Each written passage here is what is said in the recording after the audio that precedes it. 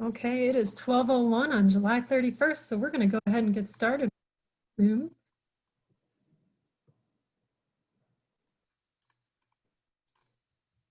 Welcome everybody to Clemson Region SBDC Team's Noon Zoom. We're glad you're here today.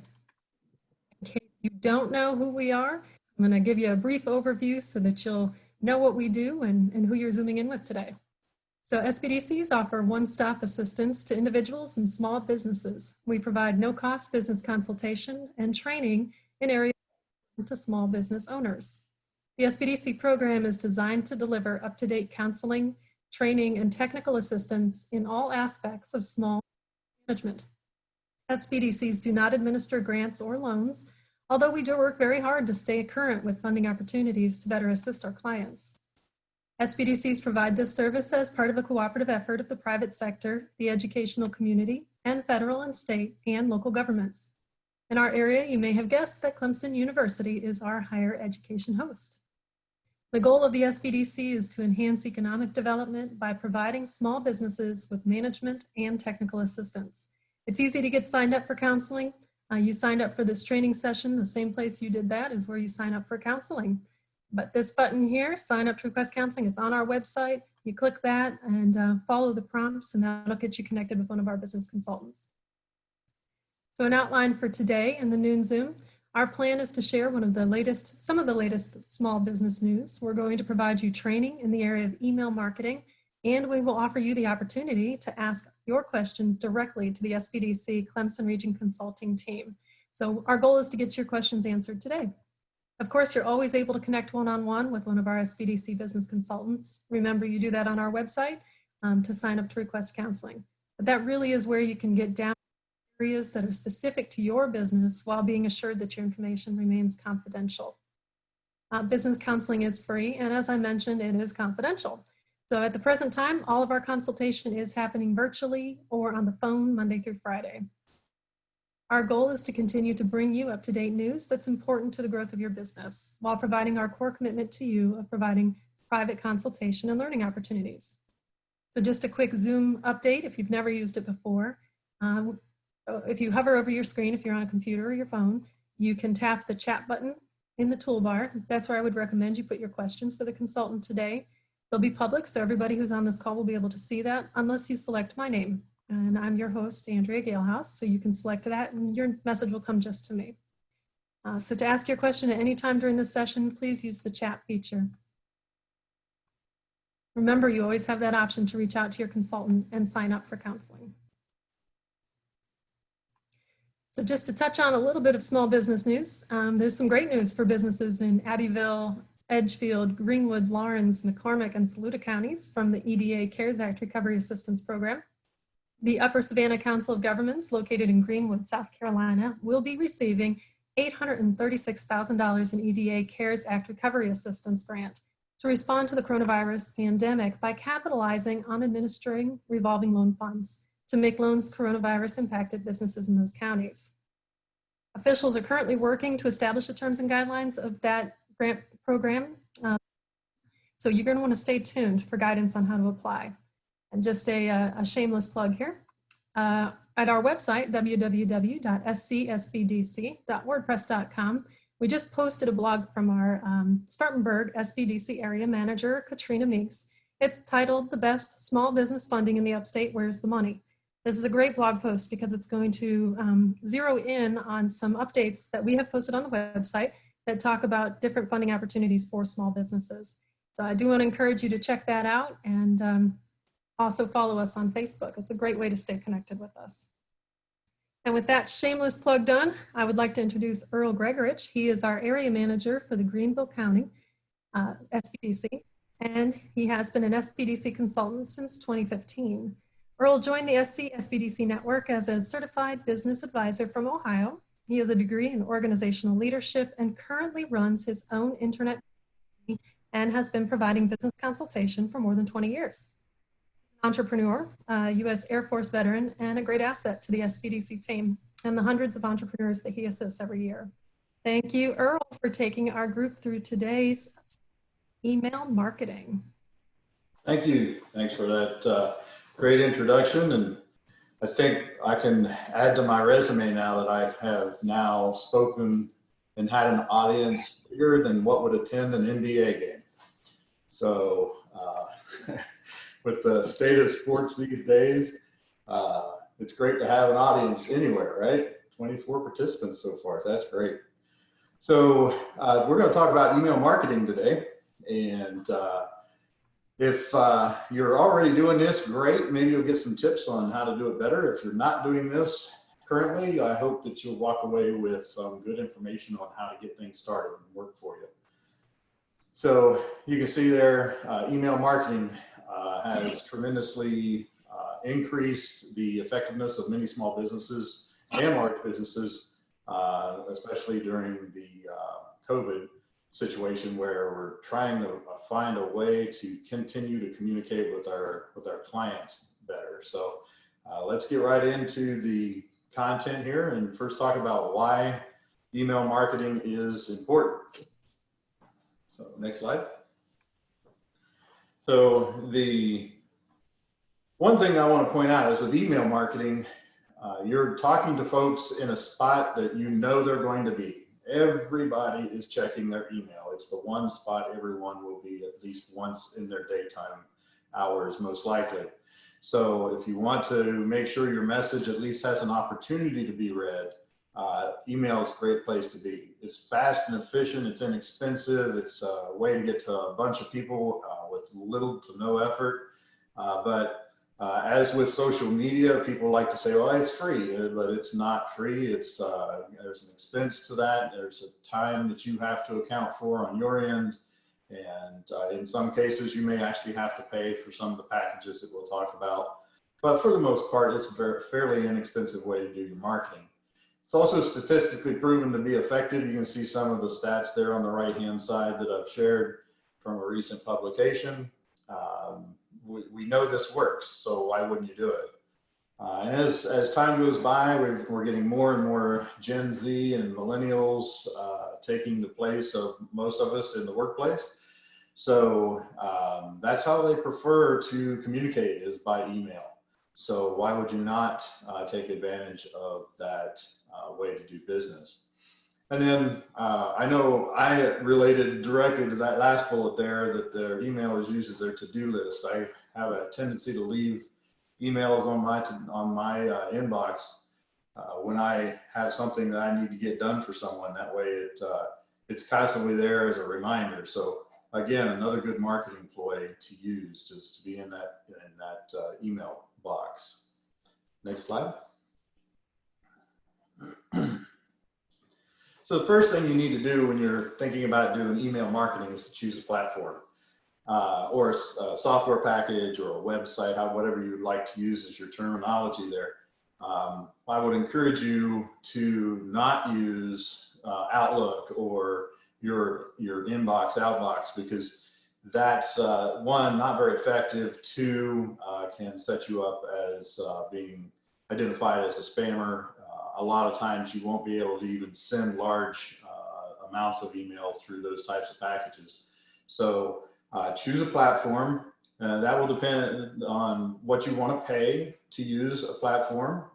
Currently you can get programs anywhere from free to probably up to about $100 a month, depending upon how fancy you want to go and what kind of bells and features you want with it, what kind of tools and extras as you see there. You also want to pick something that's easy to use. If it's not easy to use, you're not going to do the email campaigns. You're not going to make this a regular part of your marketing plan because it's difficult. So make sure that it's something you're comfortable with using.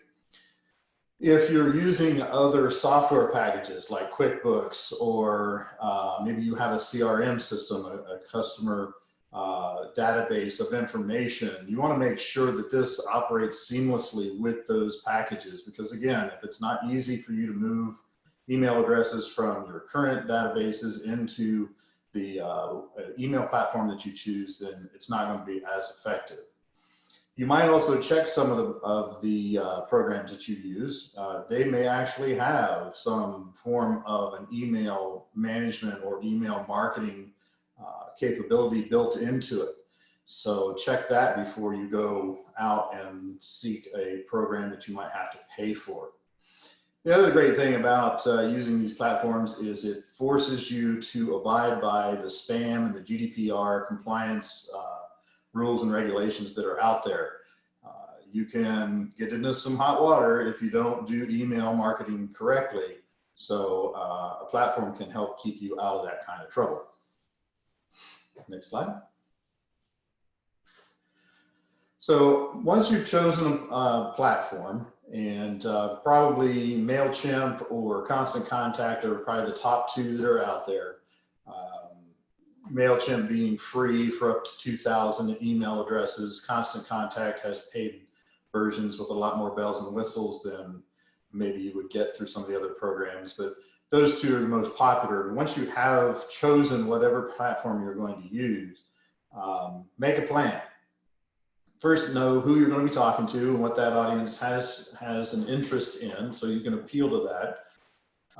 Figure out what time of day that you think is the most effective time to reach out to that audience, how often you should be reaching out to that audience. You don't want to be a nuisance. You don't want to be in that email inbox every single time they open it, but you do want to be there frequent enough to be useful and to be remembered.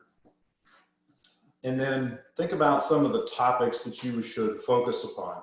If you know your audience well, you know what their interests are.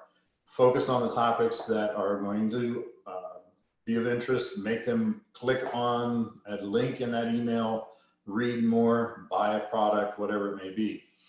Use a calendar, plan ahead, plan out those topics, center your content around holidays, promotions, things like that, but don't rely 100% on just doing it as it comes. Make sure you've got a plan. You should know right now what you're going to be marketing through your email campaigns 2, 3, 6 months out right now. So plan that out. You can also use automation with many of these platforms, where you can set things up where an individual comes in as a new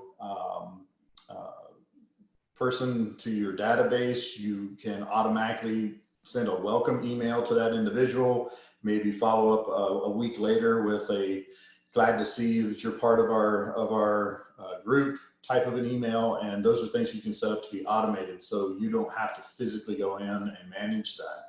So take advantage of those tasks. Usually that's part of a more robust plan with those platforms, and you may have to pay for the ability to do that, but it can come in handy. Also take advantage of cross-posting on all of your other platforms. So if you post, for instance, when the SBDC's newsletter goes out, that automatically puts a post out to our Facebook accounts. That automatically can be set up to coordinate with our website. So take advantage of those types of capabilities as well. Use the content that you have toiled over and taken some time to put together. Use that to your advantage and have that show up in multiple spots. It'll get you more bang for your buck. Next slide.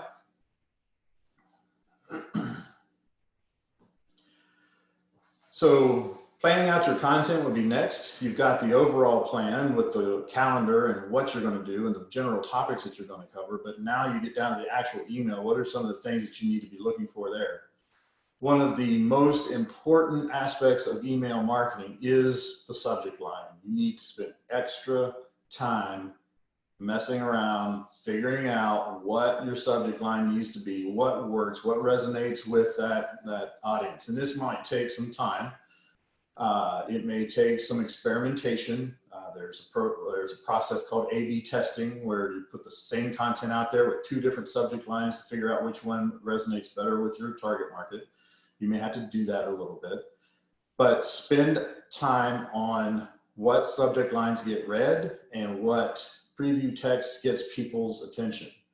Most people will pass right over the preview text, but a lot of times that's the extra little hook that will get somebody beyond the subject line and clicking delete and going ahead and clicking enter to come into that email content. So focus a lot of effort on subject line and preview text. Figure out what kind of content type you're going to put in the newsletter or the campaign that you're going to run. Are you going to just simply add links to go back to your website? Are you going to have visual content? Are you going to have some kind of a, infographic? What are you going to be putting out there? And make that consistent so that when your clients receive the email and they see that subject line, they know it's from you, they know what kind of content they're going to get on a regular basis.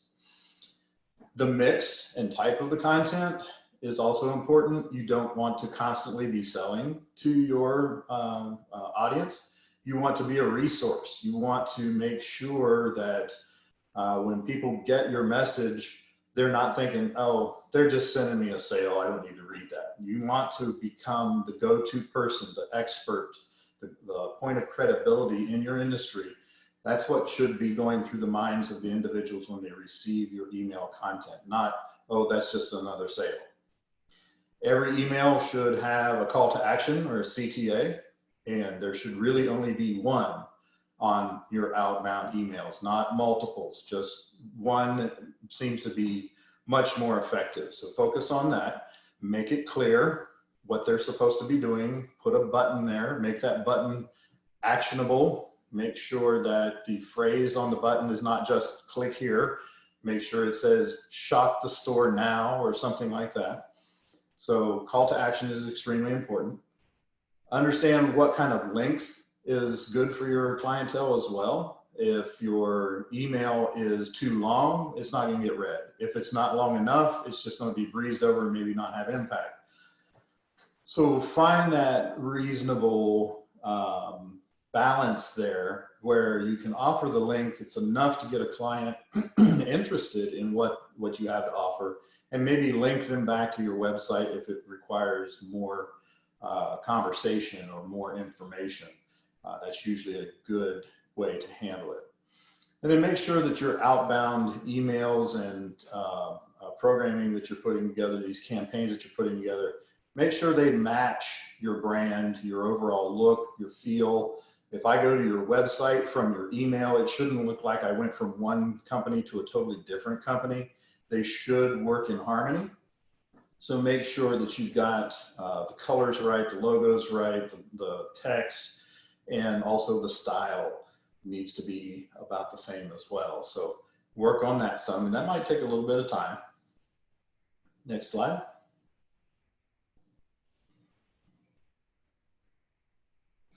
So if I have a platform, I've figured out what I'm going to do, and now I've got my content kind of laid out and I'm putting some information out there. The next thing I should be worried about is how do I continually get new, more email addresses? How do I get people to engage and come on board so that I can increase that exposure to my email content? So first and foremost, do not buy email lists. Email lists typically are out of date, they cost more than they're worth, and frankly, they're not acceptable from a CAN spam and GDPR aspect. So you could be getting yourself in some hot water right off the bat by doing that. So don't buy email lists. Go out there, legitimately find the customers that have an interest, ask them for permission to email them. That might take a little bit of work, but if you've asked someone to be a part of your email list, they're going to be a much more effective and likely prospect for you when you send that information. If you're just randomly picking people off of websites or collecting business cards at your next networking event, we've seen that happen, right? And dumping all of that into your database, well, that's probably not going to be nearly as effective. So don't buy email lists. Get creative, hold contests. There's a couple of examples on the screen right there of things that I'm sure you've seen before. Click here, give us your email, download the white paper, participate in our promotion, or get a particular amount off of your next purchase. There's all kinds of ways to get creative. And if you're having trouble with that, just give us a call. We'll be happy to brainstorm some possibilities on that. Make it easy. If I click that get my offer, or I click that add myself to the newsletter list, I don't want to get a form that's got 20 different criteria that you're asking me for. name, email should be about as far as it goes. You can gamify this. Contests basically is what that means, where every 10th person who comes in and gives us their email gets a prize or something like that. There's no harm in that. Also, when you're putting content out there in email format or on a website, make everything forwardable by email. So don't stop at just your social media links. Add the email link to the buttons that you have to share content. That way you get people into the process of emailing your content and looking for that content in email format. So always allow forwarding of the content. And then, like I say, adding that to the social media links is also a good thing to do. Next slide.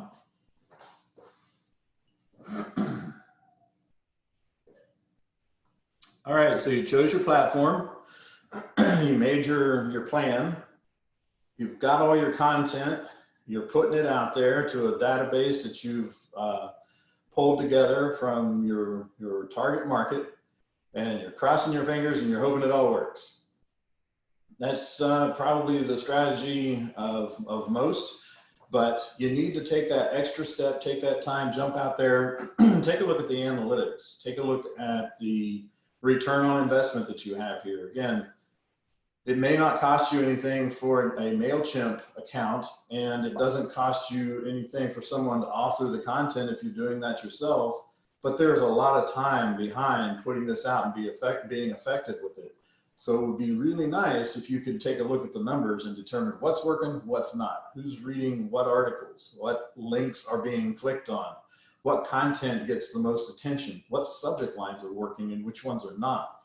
Are you meeting the industry standards for your particular business? I know we use Constant Contact for ours, and I can tell you, I go in there, I check that, and we're usually at least 5 to 7 points above the industry average for the number of people who read our emails and the number of people who click on the links that we have in it. So without that kind of feedback, we don't know if we're just talking to the wall, sending this out into cyberspace and it becomes vaporware, or if it's actually impacting somebody. So get out there, do the additional step of taking a look at the analytics. Every email package has them. Combine that set of numbers with maybe your website analysis as well. Are people looking at the same content from your email as they are on your website? Maybe you find something popular on your website that you want to put out on the email campaign next. This can really work well for you. By doing that, you're taking a look at the bigger picture. You're not just thinking, well, what's people going to read in an email? You're now thinking, well, what do people want to read about, learn about in my business? The bigger picture will help you generate more and more content. As you're looking at these numbers, you're measuring what's working, finding out what doesn't. You're refining your plan, and then you're repeating those things that are getting the results that you want. So make sure that you've got that constant cycle going so that you can look for those trends, identify what's working, and not wasting your time. Next slide. So there's a lot on that slide right there. So this would be a really good spot for you to pull out the cell phone and do a screen capture, or do a screen capture on your device, and keep these handy. I'm not going to go through all of them. So the ones in the green are ones that were not specifically mentioned on some of the slides. People do business with people, not companies. So sending emails right from yourself or a persona that you have created for email, that works much, much better. People will relate to that. Always use alt text. If you're not familiar with what that is, there's usually a box that's associated with an image that says alt text. That's just a description of what that image is. So make sure you're putting text in those boxes. Don't leave those blank. Hyperlink all your images. People have a tendency to click on an image rather than a word. So if you have a word or if you have a paragraph and an image in an email, make sure that image is clickable, as well as maybe the link within the text. And then the text that is in the content, make sure that that stands out as a link. Blue underlined text is still the go-to 100% bulletproof link identification out there. So try to use that, but if that doesn't meet the style, then make sure it's a contrasted color that sticks out and appears to be a link. If you have a long newsletter, make sure that the call to action or the clickable item that you want them to focus on is above the fold or above that first screen that they have to scroll through. Don't mess with background images. Keep this simple. You want bandwidth to be low for mobile devices, and you want it to not interfere with the overall message of the email. And then making some portion of your content shareable. I've seen folks who will actually write a tweet message in the email content or on the website and say, you know, copy, paste this, tweet this in your account, and you don't have to really do anything other than click it and it goes. So you can be very efficient with that and make it easy for people to share. And then all of your packages will offer the ability to send a plain text version of your email when it goes out. So you should be including that as well. And what seems like a no-brainer, a lot of times we'll see emails come through that obviously nobody proofread before it went out. So make sure you're previewing and testing your email before it goes out. Test all the links.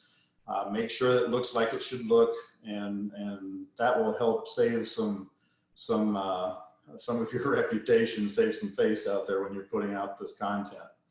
And then make sure that you clean up your databases as much as possible. Be forever checking who's answering, who's not, what email addresses are dead and which ones are not. Again, this can keep you out of hot water with the spam can, with your platform, and also, of course, make your message more effective out there in the marketplace.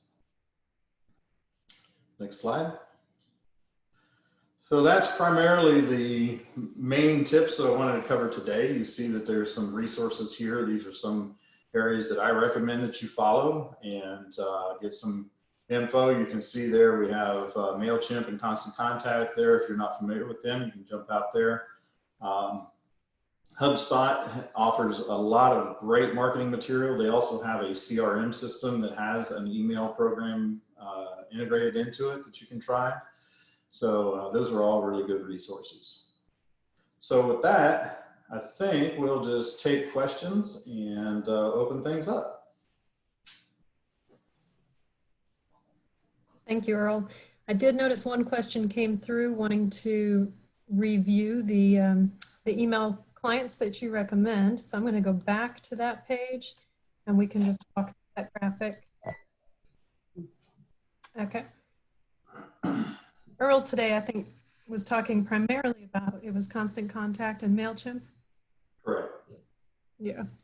Yeah, those are the two most well-known out there. Infusionsoft is actually a much larger package. It handles things like the AR, accounts receivable, accounts payable, invoicing, everything. Campaigner is one that I'm not as familiar with, but I have had some clients tell me that they've used that in the past with some success. So really, though, if you want bare bones, effective, easy to use, MailChimp is probably the entry level, and then Constant Contact is probably your next bet. Thank you for that clarification. We did have somebody request or ask a question. When selling a product, when the customer first opens the email, should your logo be the first thing they see, or should a photo of the product be the first thing they see?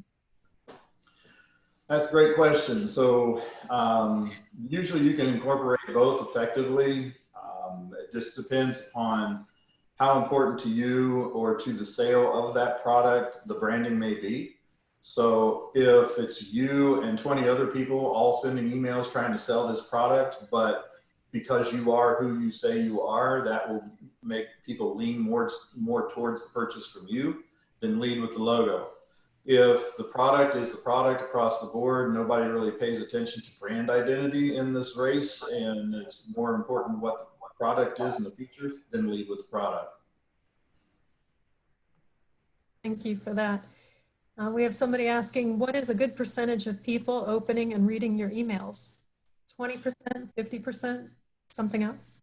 Yeah, that's a real good question. And it's actually different for all industries. And if you use Constant Contact or MailChimp, they will actually ask you what type of business or organization you are, and they will then tell you what your performance is stacked up against other people of the same and like industry. I think our open rate for our industry is, I want to say it's like 14 or 15%.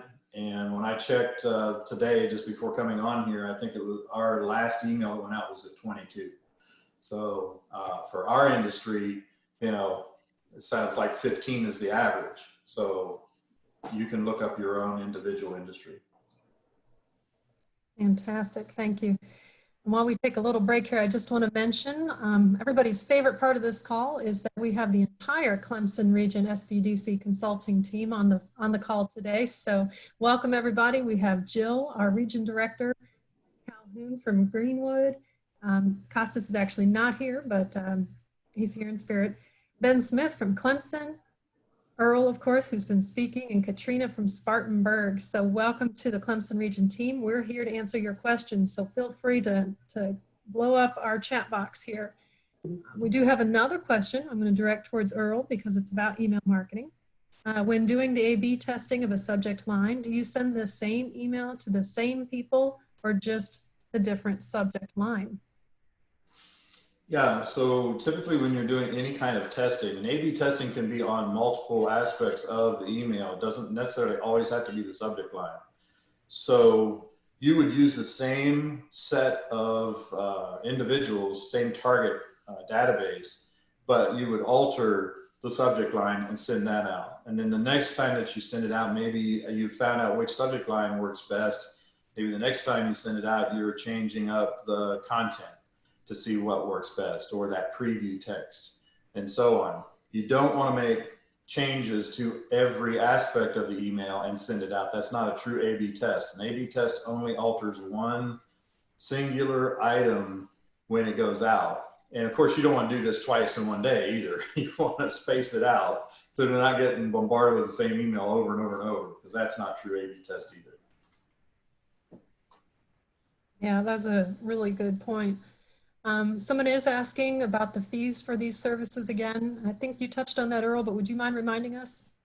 Sure. So one, if you're talking about the SBDC services, they don't cost you anything. You can work with any of the consultants you see on the screen there for no cost. The fees for the mail platforms, MailChimp is free up to 2,000 contacts. Constant Contact, I believe, starts with their entry-level package is around $20 a month. And then they vary on some of the other packages, but those two main ones, yeah, you can get into for free and MailChimp, or I think $20 entry at Constant Contact. Perfect, thank you. Yeah, it does take a little bit of research to find out which platform is going to work best for you, for sure. Do you find that using questions in the subject line works better than using a statement in the subject line when you're selling a product? Yeah, actually that can work in a couple different ways for you. One, it's more personable. Person's getting a question. They're not getting spoken at, they're being involved in that conversation. Two, it's contextual. So if for some reason this content ends up somewhere other than in the inbox, that contextual question, if you've done your homework, could actually improve the search engine optimization of the content attached. Because we pick up devices and we don't go to Siri and type in a word or two. We pick it up and we talk to Siri and ask her a question. And that can sometimes improve not only the performance of the content on the email, but if you've put it out there on your website as well, that would give you twice the impact. Yeah, there's a lot of psychology in marketing, and it comes down to knowing your customer. There is, yep. Mm-hmm. Regarding open rates, is the data based on the email company you're using, or do the companies get together and share their data? That's a great question. Yeah, so I don't know absolutely for sure, but I would say it would not be very likely that Constant Contact is sharing their information with MailChimp. I know ever since Constant Contact and MailChimp have been around, they have had that service. So I would imagine over the years and years and years, and they've been around a long time, they have compiled their own database that they feel fairly comfortable with. So I doubt seriously they're going anywhere outside of their own numbers on that one. That would actually be a good thing to do, is to send it out on MailChimp and Constant Contact and get the numbers back and see how they differ. Yeah, it'd be an interesting study, but I think if you're doing multiple campaigns using the same program, at least your results are consistent. Yeah, and you can probably get that information through industry publications.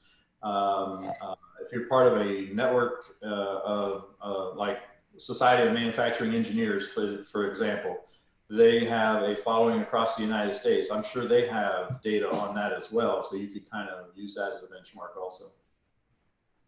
Great idea. In the area of film and entertainment and clothing, can you have two call to action buttons, such as a view here or a shop here?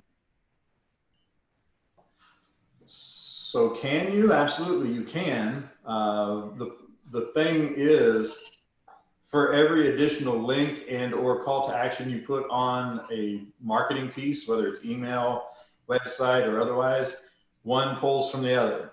If you make it singular, you are funneling that client in the direction you truly want them to go.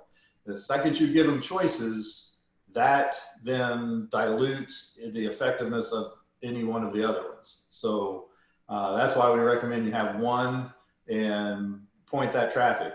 You got all the email, you got all the real estate in the world, send it out multiple times or over time with one and two separate emails. That way, rather than two CTAs in one email. Yeah, and as Earl talked about branding across all of your platforms, you could have a view here in your email, and then when they go to the view site, then you can have a shop here button. So there's ways to circle people back to the action you want them to take. Mm-hmm. Does this style of marketing also apply to a B2B company that provides a service and not a product? Yes, actually, I think one of the slides that we had up talked about B2B email marketing and the impact that it's had. Most CEOs of larger companies that do B2B, not to say that you have to be a large company, but they have proven that statistically that this is a very effective way to get your marketing message out to other businesses as well. Thank you. One of the things SBDC does is we provide referrals to community programs and services, and we did have somebody ask about website developers. I don't know, can we be specific on this call with referring to a website developer? Well, I probably wouldn't throw out names. If they wanted to contact any of the consultants on the list there on the screen. We all have clients that we've worked with or resources that we work with that could probably get you more localized information anyway. So certainly if you're looking for a designer, just reach out to us after the call, and I'm sure we could give you a list of 2 or 3 at least in each area. That's perfect, thank you. We do have somebody asking, how do they get their website or product to pop up on somebody's screen, such as when people are viewing YouTube? Well, if I could do that consistently, I wouldn't be standing in front of you right now. Me and Jeff Bezos would be having lunch or something. Yeah, that's the $1 million question. How do I get a product to show up consistently in front of the customer, regardless of the platform that they're on? But there are actually strategies. There's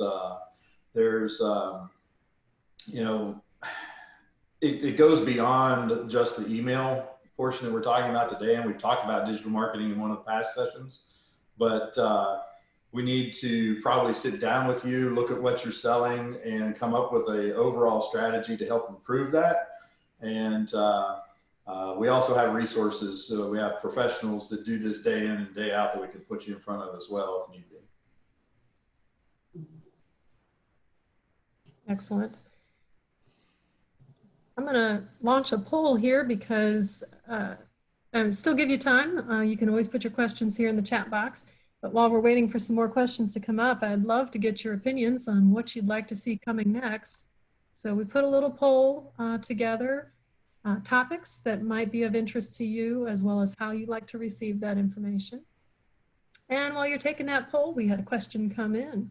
How effective is email marketing compared to cold calling or direct mailing? Is it good to combine them? Yes, it's good to combine them. And the answer to this question today is totally different than it would have been 6 months ago, because frankly, the three options you gave, cold calling, direct mail, and email, is the only way we can touch customers today. In some cases, that 6 months ago was not the case. Snail mail, as we call it, that has come back around. It is becoming more popular simply because there is so much noise in the email box these days. So don't discount direct mail. Direct mail can work very well. As far as cold calling, that one's a tough one because we're separated by technology so much these days. It's really tough to get in front of somebody face to face, person to person. I would probably put that one third on the list and work the digital first, and then the direct mail, and then cold calling after that. But make sure they all work together. Like I said, that all the branding, all the messaging, everything should work hand in hand. Perfect. Thank you. Just want to share with everybody a couple of virtual learning opportunities that will be coming up soon. So things you might want to get connected with. Some people have asked if they were going to receive this presentation, and yes, this presentation will be emailed to you this afternoon. So be checking your inboxes. And you still have a couple of minutes if you'd like to put a question in the group chat for Earl, anything about email marketing, or if you'd like to address a question to one of the Clemson Region SBDC business consultants on the call today. They are here to answer your questions. And while we're waiting for that, I'm just going to call on Jill and ask her what's going on in her world and what she's hearing at SBDC and any parting thoughts she has for the group. What's going on in my world? Okay. Yeah, we're just keeping up now with the legislation that's going on. I'm watching that pretty closely in the federal, the fourth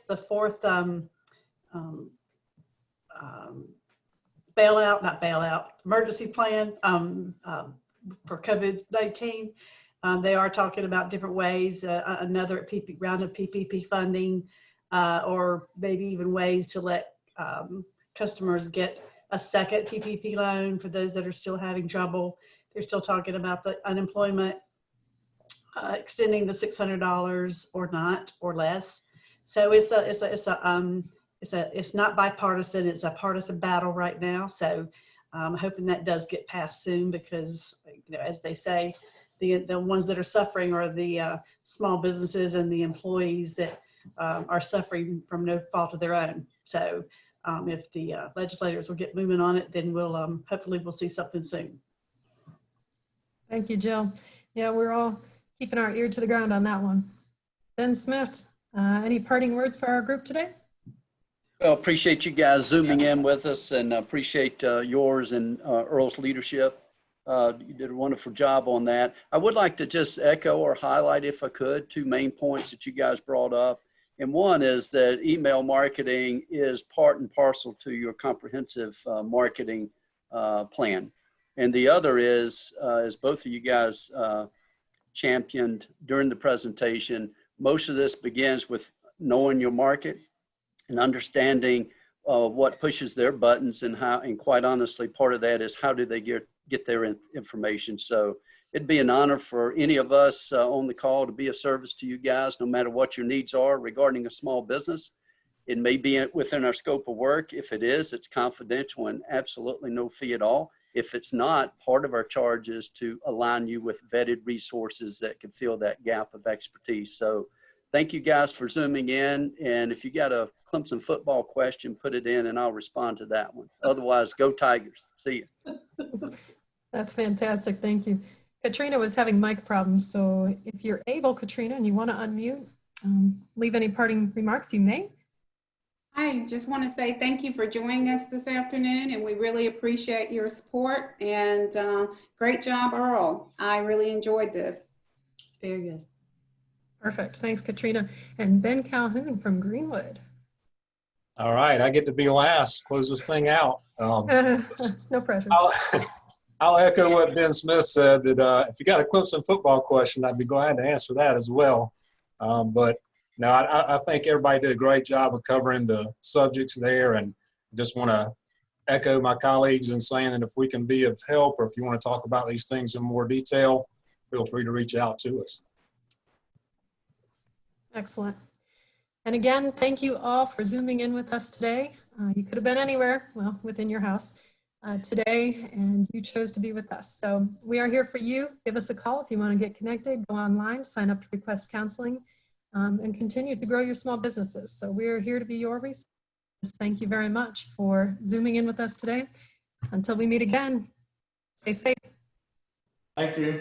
Have a good week. Thank you. Go Tigers. Bye, everybody.